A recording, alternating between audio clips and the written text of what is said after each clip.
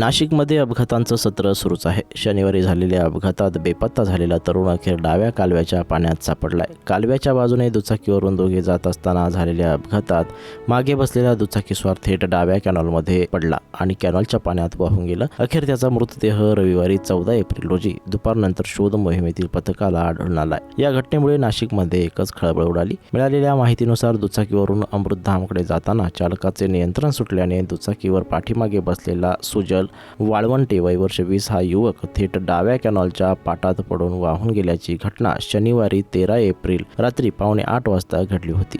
पाटाला आवर्तन सोडल्याने त्याला चांगल्या प्रमाणात पाणी होते. पोलीस आणि अग्निशामक दलाने त्याचा शोध घेण्यासाठी शर्थीचे प्रयत्न केले, मात्र तो सापडत नव्हता. रविवारी 14 एप्रिल रोजी त्याचा मृतदेह म्हसोबा मंदिराजवळ सापडला असून त्याचा पाटाच्या पाण्यात बुडून मृत्यू झाल्याचं निष्पन्न झालं आहे. या घटनेनं परिसरात शोककळा पसरली आहे.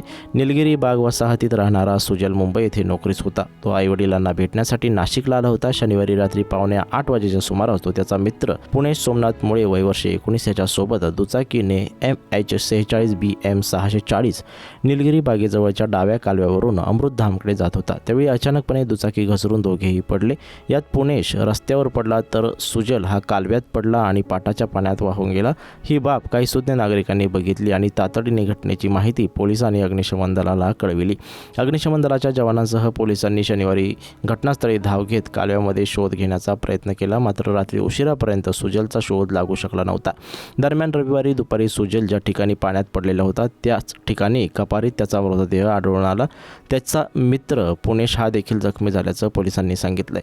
कॅनॉलच्या परिसरांमधून होणारी वाहतूक अनेक दिवसांपासून सुरू आहे. कॅनॉलला पाणी सुरू असताना त्या परिसरात अनेक अपघात आणि गंभीर घटना घडत असतात, मात्र प्रशासन त्याच्याकडे कोणतंही लक्ष देत नसल्याची देखील तक्रार स्थानिकांनी केली. कॅनॉल परिसरातून दुचाकीवर जाताना अपघात घडून एकाचा पाण्यात वाहून जाऊन मृत्यू झाल्यामुळे पुन्हा एकदा कॅनॉल परिसरातील वाहतूक पाण्याचे आवर्तन सुरू असतानाच्या वेळेत बंद असावे अशी मागणी स्थानिकांनी केली आहे.